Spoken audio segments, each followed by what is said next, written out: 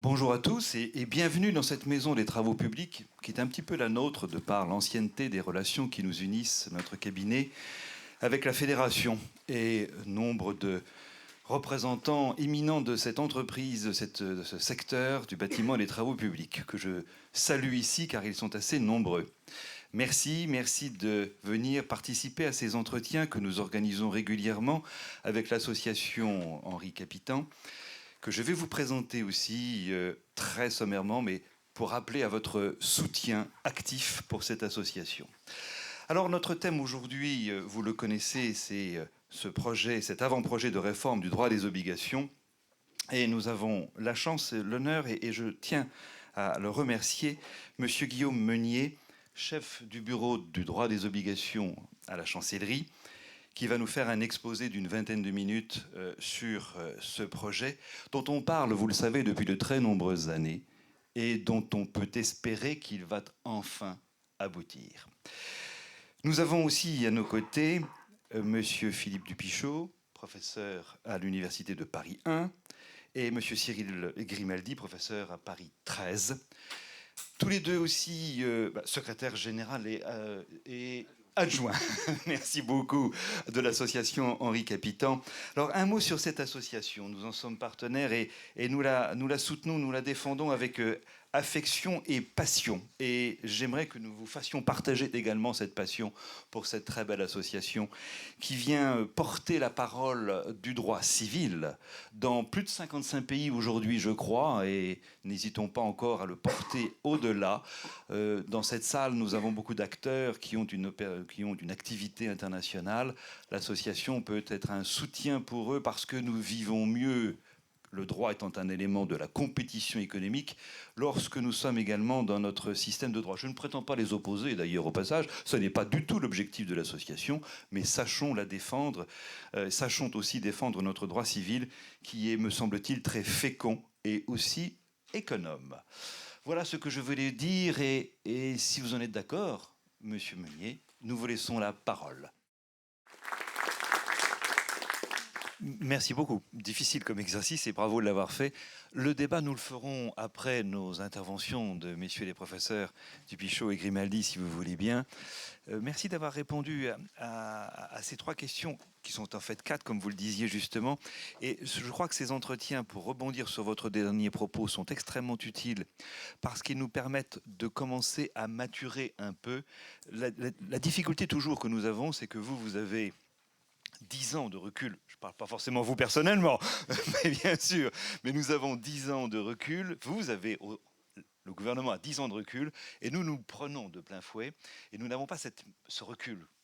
Et ces entretiens devraient permettre justement de commencer à nous mettre un peu en perspective et de ne pas arriver lors de la véritable consultation avec des réactions plus émotionnelles que véritablement raisonnées. Voilà ce que nous pourrions souhaiter. Moi, je vais me mettre là pour permettre à notre amphithéâtre de pouvoir lire les propos lumineux de M. Grimaldi. Merci. Bien, avant toute chose, je voudrais me féliciter du partenariat entre l'association Henri Capitan et le cabinet Altana. L'association Henri Capitan a de nombreux partenaires, de plus en plus de partenaires, ce qui ne veut pas dire qu'elle n'est pas sélective. Elle l'est, compte tenu de sa mission. L'association Capitan est une association reconnue d'utilité publique. Et à cet égard, le partenariat avec le cabinet Altana, cabinet prestigieux, cabinet français, nous réjouit. Et à ce titre, j'en profite pour remercier Avocom et Virginie Jubaud, sans qui ce mariage, sinon cette alliance, n'aurait pas été possible. Alors, l'avant-projet de réforme du droit des obligations, on ne peut pas l'évoquer dans toute son ampleur, car il compte de très nombreux articles. Donc nous avons fait le choix, avec Philippe Dupichot et avec Maître Lapp, d'isoler quelques thèmes qui pourraient susciter votre intérêt. Pour ma part, j'évoquerai trois thèmes: les pourparlers, les remèdes en cas d'inexécution du contrat et les clauses abusives, car oui, le Code civil prohiberait demain les clauses abusives. Je commence donc avec les pourparlers, et vous savez à cet égard que le Code civil ne comporte aucune disposition relative à cette phase, à la phase précontractuelle des négociations, et dans le silence des textes, il est revenu à la jurisprudence de détailler l'état du droit. À cet égard, l'avant-projet reprend ses règles jurisprudentielles dans une nouvelle sous-section relative aux négociations. Cette sous-section comporte 2 articles que je vais évoquer, mais j'en mentionnerai un troisième qui se situe plus loin dans l'avant-projet, puisque un nouvel article créerait un devoir général d'information qui, évidemment, intéresse la phase des négociations. Le premier article, l'article 11, est intitulé « Principe de liberté des négociations contractuelles ». Il comporte 3 alinéas. Au terme du premier alinéa, l'initiative, le déroulement et la rupture des négociations précontractuelles sont libres. C'est la règle cardinale qui illustre le principe de liberté contractuelle prévu à l'article 2 de l'avant-projet et qui implique, en creux, en négatif, la liberté de ne pas contracter. Toutefois, quoique cardinale, cette règle n'est pas absolue et il est toujours précisé dans ce premier alinéa que les 3 phases des pourparlers doivent satisfaire aux exigences de la bonne foi. C'est là une illustration d'un autre principe, du principe de bonne foi, qui figure à l'article 3 de l'avant-projet. Au terme du deuxième alinéa, la conduite ou la rupture fautive des négociations oblige son auteur à réparation sur le fondement de la responsabilité extracontractuelle. Autrement dit, l'auteur d'une faute commise au cours des négociations engage sa responsabilité, ce qui va de soi. Ce n'est pas parce que les pourparlers obéissent à un principe de liberté qu'ils offriraient aux parties une immunité de responsabilité. Ce n'est donc pas le principe d'une responsabilité qui doit retenir l'attention, mais plutôt ses contours, et ces contours, j'aimerais les préciser triplement. Le contenu de la faute n'est pas précisé par l'avant-projet. Certes, la mauvaise foi caractérisera une faute, mais la mauvaise foi suppose de connaître la psychologie de l'auteur du comportement, ce qui n'est pas évident. C'est la raison pour laquelle, en jurisprudence, l'on considère que la simple légèreté blâmable peut constituer une faute. Alors il est une question récurrente qui n'est pas traitée par l'avant-projet, qui ne définit pas ce qu'est la faute, qui est celle de savoir si l'on commet une faute en ne motivant pas la rupture des pourparlers. La jurisprudence, disons-le tout de suite, manque un peu de clarté. Toutefois, il semble que le principe tienne à ce que les parties n'ont pas à motiver la rupture des pourparlers. Toutefois, lorsque les pourparlers sont très avancés, plusieurs arrêts rendus par la Cour de cassation ont sanctionné l'auteur de la rupture. Je ne vois pas que cette solution, quoique imprécise, soit remise en cause si l'avant-projet était adopté. De même, les rédacteurs de l'avant-projet n'ont pas estimé nécessaire de reprendre la règle jurisprudentielle suivant laquelle contracter avec une personne déjà engagée dans des pourparlers avec un tiers ne commet pas de faute. Là encore, je ne crois pas que cette solution sera remise en cause. Deuxième précision, c'est la faute dans le déroulement et la rupture des négociations qui est visée. Je ne vais pas détailler les fautes qui peuvent être caractérisées à ce stade, faute de temps.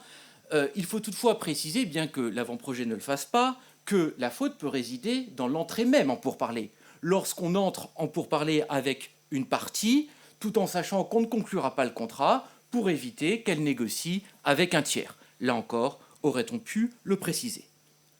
Troisième précision, la nature de la responsabilité est extra-contractuelle, ce qui va de soi puisqu'aucun contrat n'a été conclu. L'on en tire 2 conséquences. Les clauses aménageant la responsabilité sont a priori inefficaces et tout le préjudice, pas seulement le préjudice prévisible, est réparable. Toutefois, si les pourparlers étaient encadrés par un contrat de négociation, il va de soi que la responsabilité serait contractuelle, avec les conséquences qu'il faudrait en tirer. Au terme du troisième alinéa, les dommages et intérêts ne peuvent avoir pour objet de compenser la perte des bénéfices attendus du contrat non conclu. Alors, il est un peu curieux de dire ce à quoi l'on n'a pas droit et ne pas dire ce à quoi on a droit. Alors, on n'a pas droit aux pertes des bénéfices attendus du contrat non conclu. C'est là la reprise de la célèbre jurisprudence Manouchian de 2003 rendue par la Chambre commerciale. À quoi pourrait prétendre la victime ? Il faut penser que les solutions jurisprudentielles sont reconduites, en particulier celle de l'arrêt Manouchian. Il faut donc estimer qu'en cas de rupture fautive des pourparlers, seule la perte subie sera réparée. Et que se cache derrière la perte subie ? Les frais occasionnés par les pourparlers, qui peuvent être importants, voire, la jurisprudence l'a décidé, l'atteinte à la réputation. Il me semble aussi que la solution jurisprudentielle suivant laquelle la victime peut être indemnisée de la perte de chance de ne pas avoir pu conclure le contrat avec un tiers sera reconduite. Mais peut-être aurait-on pu le préciser. Voilà donc pour le premier article, l'article 11. Le deuxième article, l'article 12, est intitulé « Principe de confidentialité » et au terme de cette disposition, celui qui utilise sans autorisation une information confidentielle obtenue à l'occasion des négociations engage sa responsabilité extra-contractuelle. Alors, cette disposition me paraît, Guillaume Meunier le sait, inutile et trompeuse. Elle n'ajoute rien et elle pourrait laisser à croire que la responsabilité est toujours extra-contractuelle, ce qui n'est pas vrai, car lorsqu'un contrat encadre les négociations et prévoit le sort des informations confidentielles, on ne voit pas que la responsabilité soit extra-contractuelle. Le troisième article, hors série, puisqu'il ne figure pas dans cette sous-section, est l'article 37, intitulé « Devoir d'information ». Cette disposition me paraît très importante. En effet, celui des co-contractants qui connaît ou devrait connaître une information dont l'importance est déterminante pour le consentement de l'autre doit l'en informer dès lors que, légitimement, ce dernier ignore cette information ou fait confiance à son co-contractant.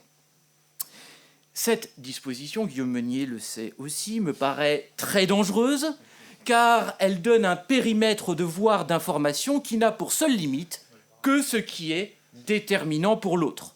On comprend ainsi que le vendeur ou le prestataire de service devra informer le prospect que son concurrent offre de meilleures marchandises ou un meilleur travail à un meilleur prix.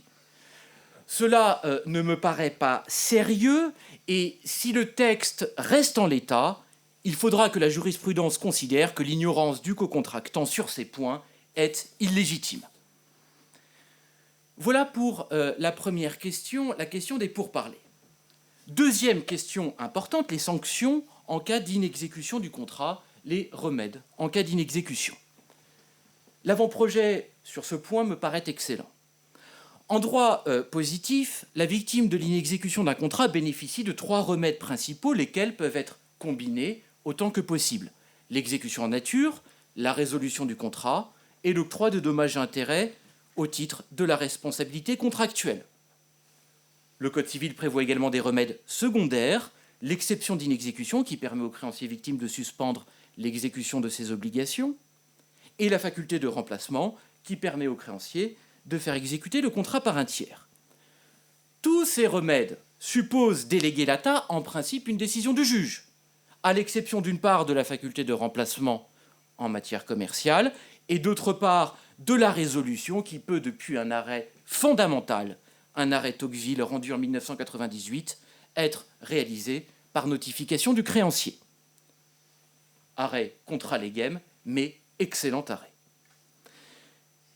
L'avant-projet, en des termes plus clairs, reprend l'ensemble de ces remèdes à l'article 125, en apportant quelques innovations importantes, j'en ai retenu 5.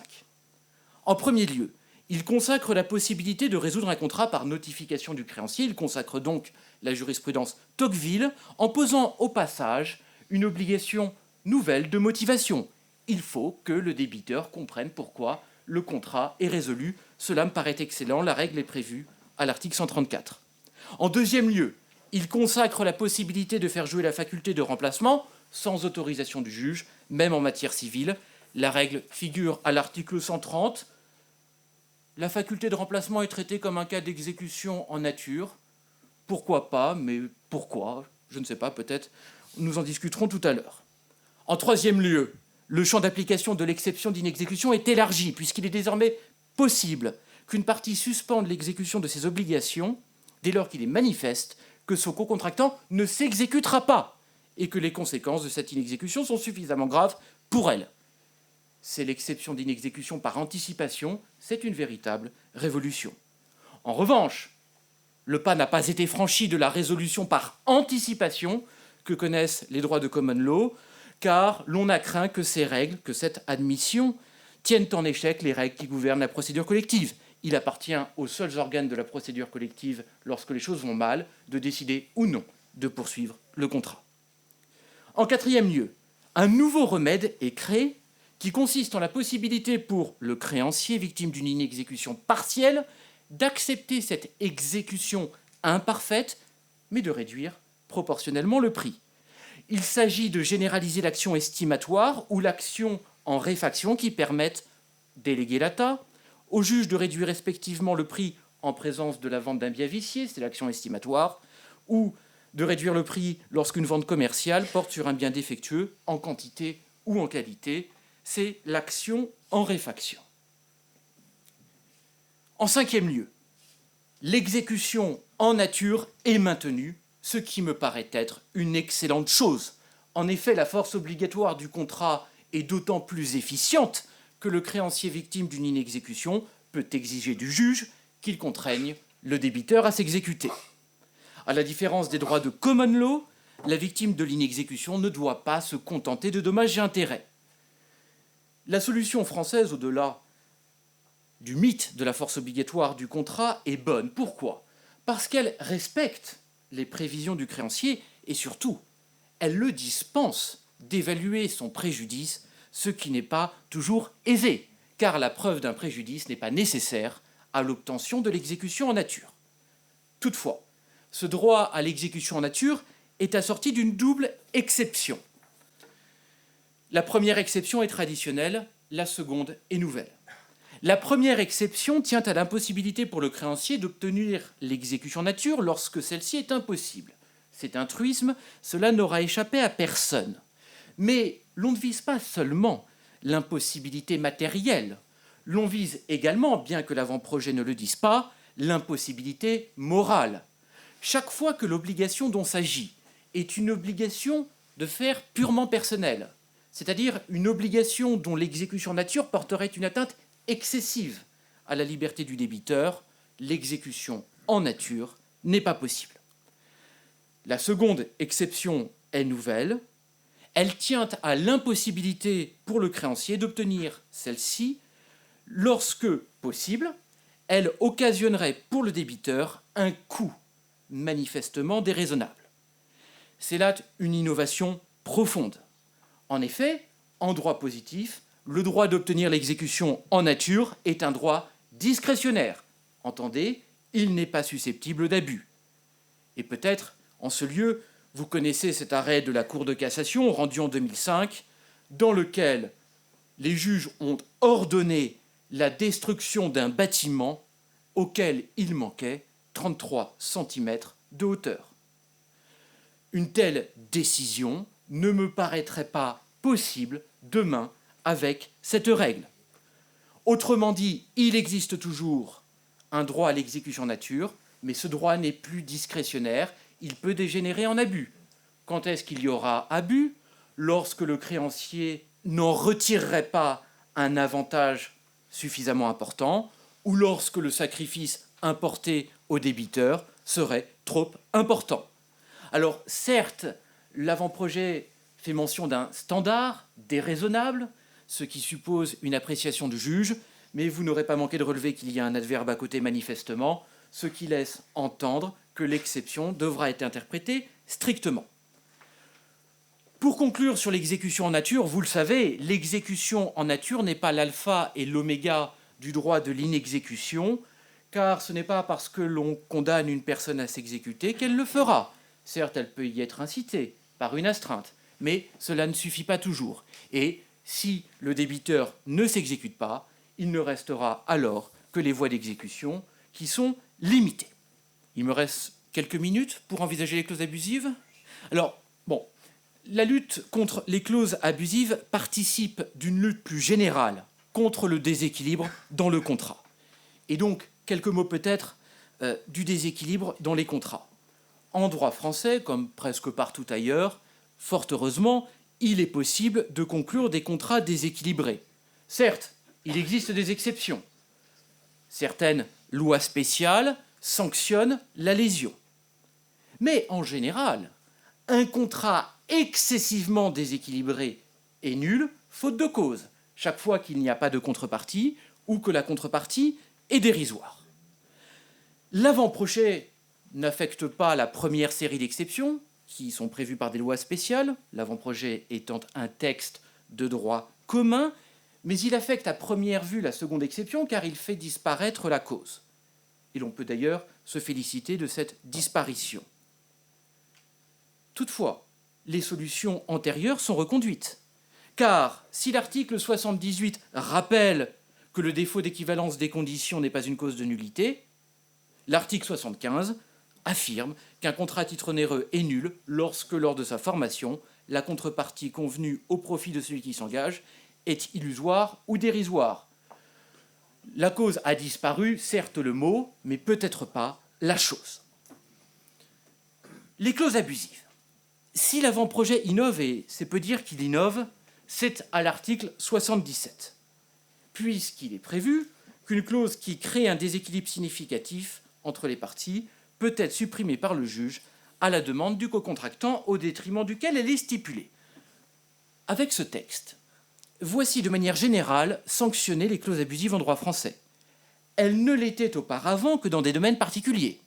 En droit de la consommation, depuis assez longtemps maintenant, dans les relations entre un professionnel et un consommateur ou un non-professionnel, une personne morale qui ne serait pas un professionnel, mais aussi en droit des pratiques restrictives de concurrence, dans les relations entre certains professionnels, ces fameux partenaires commerciaux, à l'article L442-6 du Code de commerce. L'article 77 permet désormais d'appréhender, de sanctionner les clauses abusives qui seraient stipulées entre particuliers ou entre professionnels qui ne seraient pas des partenaires commerciaux au sens du droit des pratiques restrictives de concurrence. Ce dispositif, qui confère un immense pouvoir au juge, constitue une atteinte importante et, à mon sens, excessive au principe de liberté contractuelle. Et je me contenterai, pour terminer, de 5 observations. En premier lieu, et fort heureusement, l'appréciation du déséquilibre significatif ne porte ni sur la définition de l'objet du contrat, ni sur l'adéquation du prix à la prestation. Autrement dit, ce dispositif ne permettra pas de sanctionner le cœur de l'opération économique, le bargain, mais seulement le déséquilibre dans les prérogatives reconnues aux parties. La solution est expressément la même en droit de la consommation, alors qu'il y avait des doutes en droit des pratiques restrictives de concurrence. Est-ce que le juge peut sanctionner le déséquilibre économique et non pas seulement le déséquilibre juridique dans les prérogatives reconnues aux parties? À cet égard, je dois faire état, bien que cela ne concerne pas l'avant-projet, du fameux arrêt IKEA rendu par la Cour d'appel de Paris l'an dernier, le 23 mai 2013, décision qui me paraît hallucinante, dans laquelle la Cour d'appel estime que si elle n'a pas à fixer le prix, heureusement, elle doit examiner le prix fixé par les parties contractantes et regarder si ce prix a créé ou non un déséquilibre significatif. Autrement dit, en droit des pratiques restrictives de concurrence, il faut attendre évidemment la décision qui sera rendue par la Cour de cassation, car je crois un pourvoi a été formé. En droit des pratiques restrictives de concurrence, les juges auraient le pouvoir de réviser le prix si celui-ci paraissait excessivement dérisoire ou excessivement élevé. En deuxième lieu, deuxième observation, la suppression de la clause abusive n'est qu'une faculté pour le juge. Elle peut être supprimée. Pouvoir d'appréciation donc. En troisième lieu, et cela me paraît important, il semblerait que la suppression de la clause soit le fruit d'une action en nullité et non d'une action en constatation d'inexistence, puisque le texte précise qu'il faudrait une demande de la victime et une décision du juge. Les conséquences sont doubles. La clause est valable tant qu'elle n'a pas été supprimée, et l'action en suppression est susceptible de prescription. En quatrième lieu, la question se pose de savoir si le juge ne sanctionnera les clauses abusives que lorsqu'elles sont le fruit d'un abus de domination, c'est-à-dire d'un déséquilibre structurel ou contingent entre les parties. C'est évidemment la solution en droit de la consommation, puisque le professionnel, estime-t-on, ce n'est pas une fiction, est structurellement en position de force. En droit des pratiques restrictives de concurrence, la question est discutée, mais certaines cours d'appel, pourtant incompétentes compte tenu des décrets de spécialisation, mais qui se sont prononcés car l'incompétence n'a pas été soulevée, ont estimé, notamment Bordeaux, que les clauses devaient être le fruit d'un abus de domination. L'avant-projet ne dit rien à ce sujet. Je crois que c'est une question importante. En cinquième lieu, ce sera, vous l'avez compris, ma dernière observation. Si l'avant-projet devient du droit positif, tous les contractants, quels qu'ils soient, quelle que soit leur qualité, pourront faire sanctionner les clauses abusives qui figureront dans leur contrat. Mais à cet égard, des chevauchements vont se produire. Chevauchement entre le mécanisme du Code civil et le mécanisme du Code de la consommation, lorsque les parties seront des professionnels d'une part et des consommateurs et non professionnels d'autre part, mais aussi chevauchement entre le Code civil et le Code de commerce, lorsque les contractants seront des partenaires commerciaux. Or, je vous ai dit en très peu de temps que les conditions et les effets de ces mécanismes n'étaient pas les mêmes. Pourra-t-on les cumuler ou appliquera-t-on la règle specialia generalibus dérogante? Cela n'est pas prévu par le texte. Je crois que là encore, peut-être la précision n'eût pas été du luxe. Je vous remercie en espérant ne pas avoir dépassé les 20 minutes qui m'étaient imparties. Merci Cyril. Bonjour à tous. Et je voudrais naturellement remercier Altana pour son aimable invitation et dire que nous sommes ravis de pouvoir échanger avec vous et sous le haut patronage de notre ami Guillaume Meunier, dont je souligne l'ouverture puisqu'il accepte d'être là et de subir les scuds de Cyril Grimaldi sur certains des aspects du projet. Je l'en remercie vivement. Il me revient de vous présenter les deux derniers points de notre propos dans le temps qui nous reste. L'imprévision d'une part et la question des opérations sur créance et des opérations sur obligation d'autre part. S'agissant de l'imprévision, c'est évidemment une de ces dispositions de l'avant-projet dont il sera certainement le plus débattu et disposition sur laquelle je crois qu'il importe que les professionnels, notamment les professionnels de l'immobilier, soient tout à fait attentifs et vigilants. L'état du droit positif français en matière d'imprévision est très connu. Si l'on devait le schématiser, c'est juridiction judiciaire, point d'imprévision, arrêt Canal de Craponne 1876, juridiction administrative, réception de l'imprévision, arrêt Compagnie Gaz de Bordeaux 1916.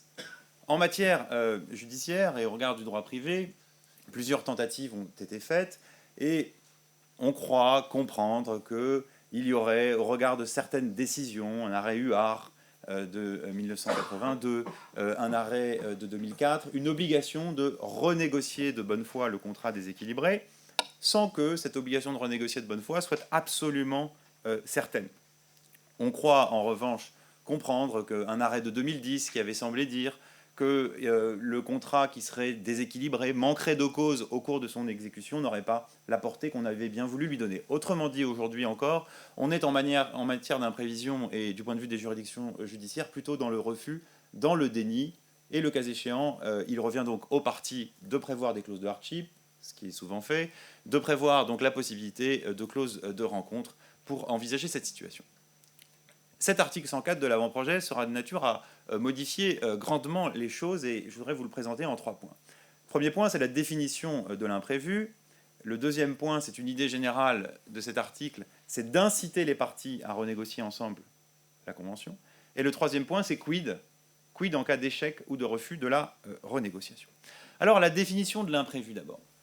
Si un changement de circonstance imprévisible lors de la conclusion du contrat rend l'exécution excessivement onéreuse pour une partie qui n'avait pas accepté d'en assumer le risque, un peu d'exégèse de cet article. Cet article donc donne la définition de l'imprévu et donc le cadre et le domaine d'application du nouveau dispositif. Un changement de circonstance, est-il dit. Alors, je pose la question d'ailleurs, changement de circonstance économique, certes, ce sont les premières qui nous viennent à l'esprit, augmentation du coût des matières premières, etc. Mais ne pourrait-il pas s'agir de changement de circonstances financières, le cas échéant? Et pourquoi pas juridique? Dans le traitement des difficultés des entreprises, le terme de difficulté est parfois assorti de difficultés économiques ou de difficultés en général, et qu'on sait qu'une difficulté majeure d'ordre juridique, la suppression d'une autorisation de mise sur le marché par exemple, peut être à l'origine d'une difficulté, le cas échéant, d'une entreprise. Qu'en sera-t-il ici? Est-ce qu'il ne faut pas préciser d'ailleurs changement de circonstances économiques, ça sera peut-être le cas dans la consultation. L'imprévisibilité de ce bouleversement des circonstances, a priori au premier chef économique tout de même, doit s'apprécier lors de la conclusion. Et on retrouve ici, là encore, l'adjectif excessif, manifestement, sans doute a-t-il aussi pour objectif de faciliter la traduction en anglais dans un second temps. Il s'agirait d'une excessive onérosité, non pas d'une onérosité simple, c'est-à-dire que ce domaine est tout de même encadré par l'exigence d'une onérosité caractérisée, d'une onérosité qualifiée. Que l'on se rassure également, dans ce dernier membre de phrase de la première partie de l'alinéa premier, pour une partie qui n'avait pas accepté d'en assumer le risque. Alors je crois qu'il faut d'emblée rassurer ceux qui pourraient être inquiets sur le fait que ce dispositif a une nature fondamentalement supplétive de la volonté des parties. Puisqu'évidemment, et vous l'aurez compris, cet article se prête formidablement à une lecture a contrario. L'a contrario est valide lorsqu'il permet d'en revenir au principe, et le principe, on peut l'admettre ici, c'est que si une partie a accepté expressément d'assumer le risque économique, quand bien même il y aurait bouleversement des circonstances, dans ce cas, le dispositif législatif sera manifestement écarté. C'est donc d'un dispositif supplétif susceptible d'être écarté qu'il est question. La grande idée, me semble-t-il, c'est à l'inspiration notamment des principes du droit européen du contrat et des principes unidroit, d'inciter les parties avant toute chose à renégocier. Cette incitation des parties à la renégociation, on l'a trouvée déjà en filigrane dans l'avant-projet Catala, mais l'avant-projet Catala, lui, écartait finalement la révision ou l'adaptation judiciaire, tandis que le projet Terré, lui, était beaucoup plus progressiste de ce point de vue-là et beaucoup plus accueillant vis-à-vis de la révision judiciaire dont je vais parler tout à l'heure. Mais en commun, dans ces différents avant-projets préparatoires, on avait cette idée qu'il faut que les parties s'entendent. Et pour que les parties s'entendent, on a précisément la sanction de l'absence d'entente. Si les parties ne s'entendent pas, on le verra, il y a le spectre, en toute hypothèse, d'une résiliation judiciaire du contrat. Et ce spectre d'une résiliation judiciaire du contrat, c'est-à-dire finalement d'une mise à mort du contrat dont l'équilibre économique serait totalement bouleversé et d'une excessive onérosité pour l'une des parties, est en réalité, et c'est pour ça que je me suis permis de le souligner, une puissante incitation pour que les parties s'entendent. Alors, la partie qui n'a pas accepté d'assumer les risques du bouleversement peut demander une renégociation du contrat à son co-contractant. C'est donc en quelque sorte de droit, cela signifie qu'il y a d'une certaine façon une obligation de résultat de s'asseoir à la table de la renégociation, mais une simple obligation évidemment de moyens d'arriver à ce résultat. Il est précisé que la partie doit continuer à exécuter ses obligations durant la négociation. Il s'agit ici effectivement de refuser que le co-contractant victime du bouleversement puisse faire pression sur ce co-contractant en arrêtant d'exécuter sa prestation de son propre chef. Ce n'est pas possible. Pas de pression du co-contractant qui doit s'exécuter, nonobstant le bouleversement des circonstances économiques. En revanche, la véritable pression, c'est celle qui résulte du fait que s'il y a échec de la renégociation, il pourra y avoir mise à mort du contrat. Alors, effectivement, le cas, et là l'innovation, se trouve dans la fin de cet article, dans l'alinéa 2. Les conditions de l'intervention judiciaire nouvelle, qui peut prendre deux formes, soit l'adaptation du contrat, soit la résiliation du contrat, supposent soit l'échec, soit le refus de la renégociation. L'échec, c'est-à-dire que la renégociation a été engagée, ce qui a priori est tout de même, me semble-t-il, tout de même la philosophie du projet, mais elle n'a pas abouti, ou le refus. Le co-contractant qui ne subit pas le bouleversement a refusé la renégociation, ce qui peut sembler tout de même étonnant, là, du point de vue d'ailleurs de certaines décisions de la Cour de cassation, et je ne sais pas, on pourra peut-être en discuter tout à l'heure, là, sur ce plan-là, refuser la renégociation peut sembler en retrait par rapport à l'état actuel du droit positif, dans lequel il n'est pas évident qu'on puisse, d'un revers de la main, balayer la demande de l'autre partie d'une renégociation de bonne foi de la Convention, c'est à discuter. Alors, dans ce cas, que va-t-il se passer ? Deux options sont ouvertes en cas d'échec ou de refus de la renégociation. La première branche de l'option suppose que les parties n'étaient pas d'accord sur les termes de l'avenant de renégociation, elles n'étaient pas d'accord sur le rééquilibrage du contrat, mais sans être d'accord sur le contenu de la renégociation, elles sont tout de même d'accord pour saisir le juge aux fins que ce dernier adapte le contrat.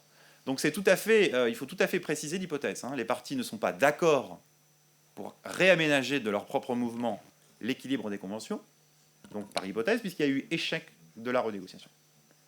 Mais elles ne sont pas d'accord sur les termes de l'avenant, mais elles sont tout de même d'accord pour saisir le juge d'une demande d'adaptation judiciaire du contrat. Et là, c'est véritablement le cœur du réacteur du nouveau dispositif, et c'est là que se trouve l'innovation totale par rapport au droit positif. solution que l'on trouve déjà dans les principes du droit européen des contrats ou dans les solutions unidroit. Les parties peuvent demander d'un commun accord au juge de procéder à l'adaptation du contrat. Alors cette adaptation judiciaire soulève des questions auxquelles je n'ai pas, évidemment, pour l'heure de réponse. La première question, c'est quels sont les pouvoirs du juge ? Quels sont les pouvoirs du juge ? Il est assez inhabituel en droit français tout de même que l'on s'entende pour confier une sorte de mandat judiciaire à un juge d'adapter un contrat, d'autant que ce n'est pas nécessairement la mission première d'un juge, et ce n'est pas nécessairement sa formation que de rééquilibrer des contrats de longue durée de fourniture de matières premières, par exemple.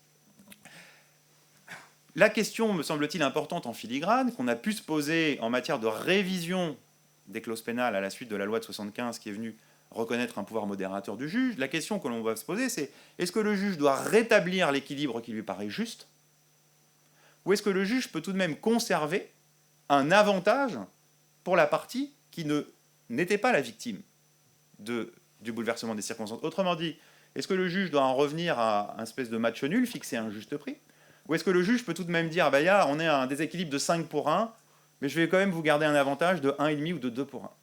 La question est posée. L'article, en l'espèce, ne permet pas d'y répondre. L'autre question qui va évidemment se poser, et que je pose naturellement aux spécialistes du contentieux qui sont ici, c'est quels sont les recours contre la décision du juge. Doit-on faire ici des analogies avec d'autres dispositifs, comme le recours à l'arbitrage d'un tiers de l'article 1592, le tiers étant non pas un arbitre, mais un mandataire commun des parties, la fixation par l'expert de droits sociaux du montant des droits sociaux en cas de refus d'agrément, de rachat, etc. Est-ce que l'on va considérer que la décision du juge, pour parler concrètement, s'impose aux parties, sauf le seul cas d'erreur grossière? Est-ce que cela va être le corpus de référence? La question mérite d'être posée. Je n'ai pas pour ma part de réponse. Je crois que c'est un point sur lequel la consultation sera peut-être tout à fait utile. La deuxième branche de l'option sera probablement la plus fréquente. Je vous rappelle que dans la première branche, on suppose que les parties ne sont pas d'accord pour réaménager elles-mêmes l'équilibre économique, mais qu'elles sont d'accord pour le confier au juge ce pouvoir. Dans la seconde branche de l'option, c'est différent. Les parties campent sur leur position. Celle qui finalement profite du bouleversement a refusé ou rejeté la renégociation. Elle n'est pas d'accord, et donc la victime du bouleversement des circonstances économiques peut unilatéralement saisir le juge pour lui demander de mettre le contrat à mort. Et là encore, on est dans une innovation la plus totale. L'idée, c'est que le contrat dont le bouleversement économique serait d'une excessive onérosité pour l'autre partie ne peut pas perdurer indéfiniment. L'une des parties, la victime, pourra demander au juge d'y mettre fin. L'article 104 alinéa 2 in fine nous dit à ce sujet y mettre fin à la date et aux conditions qu'il fixe. À la date et aux conditions qu'il fixe, c'est-à-dire que cette résiliation judiciaire d'un genre nouveau se fera aux conditions de date, peut-être faut-il un peu de temps pour que les parties s'organisent, et aux conditions arrêtées par le juge. Là encore, c'est quelque chose de tout à fait fondamental, un tout nouveau dispositif que l'on peut, et que pour ma part, je considère relativement équilibré dans ses solutions, mais qui, je crois, demanderait peut-être à certaines précisions, notamment sur le rôle du juge en la matière. Alors, je voudrais très rapidement, en quelques minutes, évoquer, dresser un panorama très général du nouveau droit des opérations sur créance ou des opérations sur obligation. Comme le disait Guillaume Meunier en présentation générale tout à l'heure, un des grands volets de l'avant-projet est de refondre totalement le régime général des obligations et de le remettre au goût du jour. Pourquoi refondre le régime général des obligations? Parce qu'il est évidemment de plus en plus évident que la créance est aujourd'hui pas seulement un lien entre un débiteur et un créancier, mais un bien, une valeur patrimoniale qui s'achète, qui s'échange, qui s'apporte en société, qui se transfère en fiducie, qui s'affacture, etc. Alors, au plan du fond, le droit des opérations sur créance serait grandement modernisé, et également au plan de la forme, il retrouverait dans le Code civil le siège du droit commun. Aujourd'hui, le droit des opérations sur créance a quitté le Code civil pour le Code monétaire et financier, pour dire les choses simplement. Alors, je crois qu'on peut présenter le nouveau droit des opérations sur créance en distinguant suivant la fonction de ces opérations. Il est des opérations translatives, on le trouve dans l'avant-projet, elles ont pour but de transférer une créance, une dette ou un contrat. Il est des opérations substitutives, c'est la novation, on substitue une obligation nouvelle à une obligation ancienne, et il est des opérations adjonctives, que j'appellerai en tout cas comme telles, adjonctives, on ajoute un rapport d'obligation un rapport d'obligation existant, c'est la délégation. Je ne traiterai ici, et encore que très rapidement, et on pourra peut-être développer dans le cadre des discussions qui doivent prendre toute leur place, les opérations translatives. On peut transférer une créance, une dette ou un contrat, et cela sera remarquablement mis en évidence dans l'avant-projet. La cession de créance voit sa définition généralisée, sans plus de référence au prix.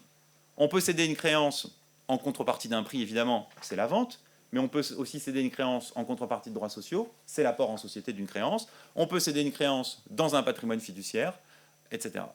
Généralisation des fonctions de la cession de créance, précision que l'on peut céder une créance en tout ou en partie, une créance présente ou future, et surtout, suppression, comme le disait Guillaume Meunier tout à l'heure, de l'exigence d'un acte d'huissier de signification au débiteur cédé, qui est une exigence tout à fait lourde.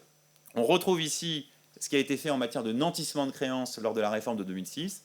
La cession de créance suppose un écrit à peine de nullité. Elle est devenue solennelle, elle deviendra solennelle. En revanche, cet écrit à peine de nullité emporte transfert et opposabilité de la créance erga omnes, sans besoin d'une quelconque signification par exploit d'huissier.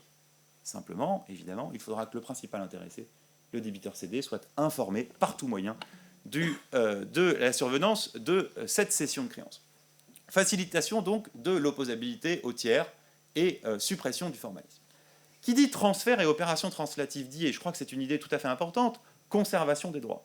En matière de transfert de créance, la créance est cédée telle qu'elle est, avec ses caractères, ses modalités et ses vices, et donc c'est logiquement le principe d'opposabilité des exceptions qui va s'appliquer en vertu de la règle nemo plus juris. On retrouvera ce principe d'opposabilité des exceptions ici, et on va trouver également dans l'avant-projet un dispositif assez intéressant de précision de la garantie due par le cédant au cessionnaire, avec un système à 3 temps.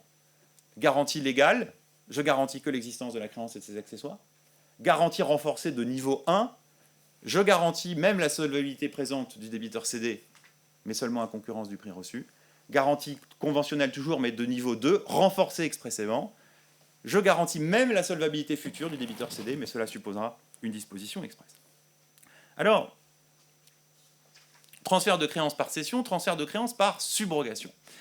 Le transfert de créance par subrogation est également envisagé, mais il n'est pas envisagé au titre des opérations translatives à l'heure actuelle. Je pense que c'est peut-être un peu dommage. Il est envisagé à l'heure actuelle de façon plus classique au titre du paiement.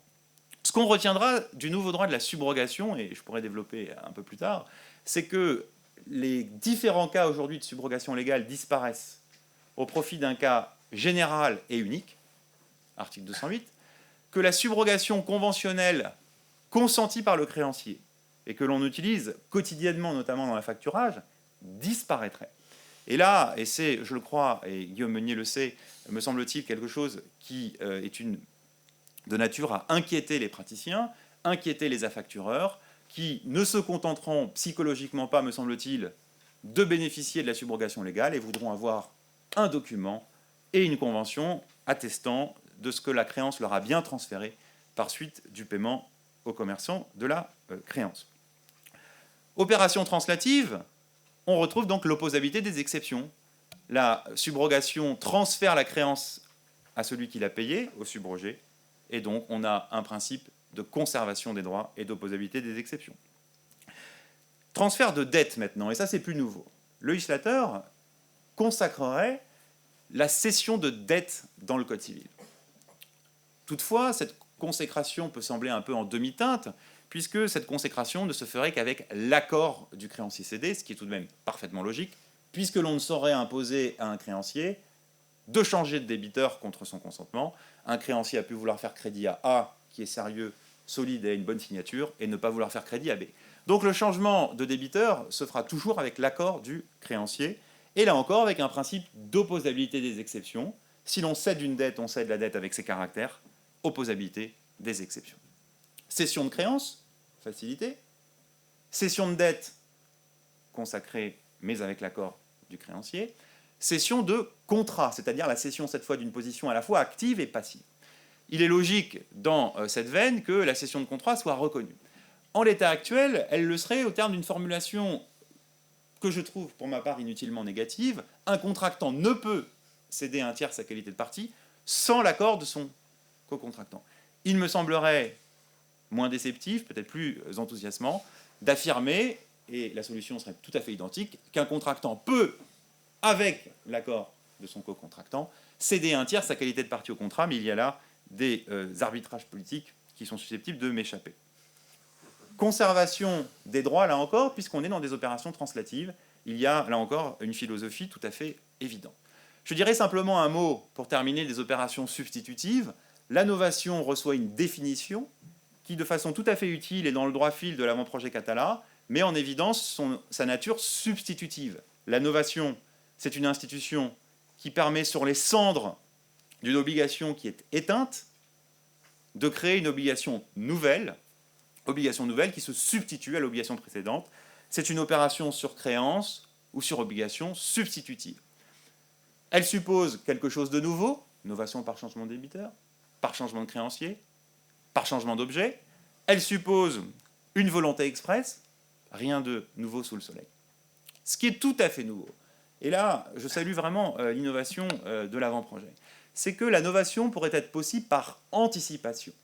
C'est-à-dire qu'il pourrait être convenu, pour dire les choses concrètement, par exemple dans la contrat de financement initial, que le nouveau créancier aura par avance la possibilité le créancier initial aura par exemple par avance la possibilité de désigner ultérieurement un nouveau créancier sans avoir besoin de solliciter à nouveau le consentement, par exemple, de l'emprunteur. Novation par anticipation.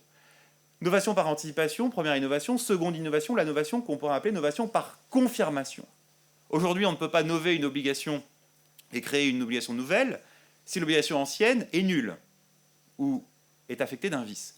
Il sera demain, je l'espère, possible, par une même convention, de transformer une obligation ancienne sur la validité de laquelle on s'interrogeait, pour dire les choses concrètement, et cela arrive, on le sait, cela arrive, en disant expressément que l'on entend confirmer l'obligation ancienne et substituer une obligation nouvelle. Je crois que c'est tout à fait intéressant.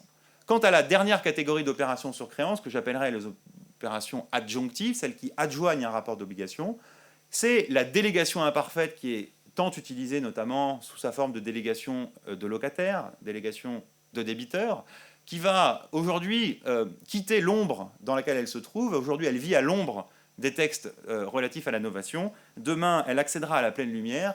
Cette délégation imparfaite sera clarifiée et sécurisée à la faveur d'un choix du législateur qui me paraît de bonne politique. C'est le principe suivant lequel la délégation sera gouvernée, elle, par l'inopposabilité des exceptions.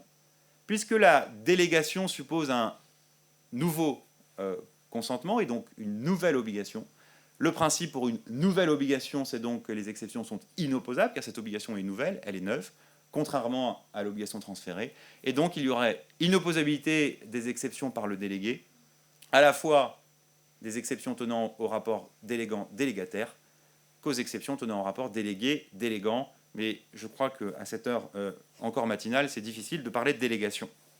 Voilà ce que je pouvais vous dire rapidement sur ce sujet. Je me tiens à votre disposition pour d'éventuelles questions. Je crois que peut-être pour conclure, Philippe, je te laisse le micro. Écoutez, je voulais surtout vous remercier de votre invitation, remercier Guillaume Meunier pour son temps, parce que je pense que chacun d'entre nous est très conscient du caractère précieux d'avoir le législateur, entre guillemets, à la table et de pouvoir lui poser des questions et d'avoir des réponses de sa part aussi franches. Et je voulais le remercier et lui dire aussi le soutien de l'association Capitan pour cet avant-projet. Je crois que c'est la chose que je voudrais retenir. Nous, quand on voyage, et on voyage beaucoup, pour présenter, échanger, présenter, faire rayonner, si tant est possible, le droit continental, on a coutume de présenter ce projet en 3 axes, en disant le nouveau droit des contrats sera plus accessible qu'aujourd'hui. Aujourd'hui, on a un droit des contrats qui est un droit des contrats de common law, parce qu'il faut 210 années de jurisprudence de la Cour de cassation pour comprendre les articles qu'on lit sur Légifrance. Donc il y a un véritable souci avec le droit des contrats d'aujourd'hui. Demain, on aura un droit des contrats plus efficient, plus efficace. Résolution unilatérale, exception d'une exécution par anticipation, cession de créances simplifiée, novation, confirmation, etc. Et dans le même temps, on a coutume de dire on aura un droit des contrats qui sera malgré tout plus équilibré. Plus équilibré parce que on va quand même tempérer certains excès de la liberté contractuelle, mais, me semble-t-il, dans des proportions tout à fait acceptables. Et je crois que l'ADN du droit des contrats est respecté. Et je pense que cette aventure, qui est le droit des contrats, dans laquelle on ne croyait finalement plus, est en passe. Et moi, j'espère que le Sénat, il devra bien un jour le remettre à l'ordre du jour, le projet. Il ne pourra pas indéfiniment le différer. Et lorsqu'il l'aura mis à l'ordre du jour, constitutionnellement, c'est l'Assemblée nationale qui l'emporte. Donc, moi, j'ai quand même foi dans le fait que cela passera. Je crois qu'il faut que chacun d'entre nous se saisisse intelligemment de la consultation en ayant réfléchi en amont, puisque le temps de consultation, Guillaume Meunier nous l'expliquait, sera réduit. Mais je crois qu'il faut s'associer à l'avant-projet, il faut le soutenir et il ne faut pas qu'on jette le bébé avec l'eau du bain. Et ce qui est tout à fait évident et ce qui est pressenti, c'est que les milieux professionnels vont se saisir de 3 articles et ont oublié les 357 autres en sautant sur l'article sur la génération des clauses abusives, en sautant sur l'article sur la prévision, etc. Et que tous les efforts et toute la réflexion vont se focaliser sur quelques dispositions et ce serait tout à fait regrettable parce qu'il ne faut pas perdre de vue l'ensemble et la cohérence d'ensemble. Et comme le disait tout à fait justement Christophe là tout à l'heure, il ne faut pas répondre de façon affective et émotionnelle, il faut, je crois, répondre de façon rationnelle. Et alors là, je rendrai hommage à notre président qui n'est pas là aujourd'hui, mais Denis Mazot disait que le droit des contrats doit permettre de faire des affaires. Faire des affaires, oui, mais pas à n'importe quel prix. Merci encore une fois sincèrement à vous 3.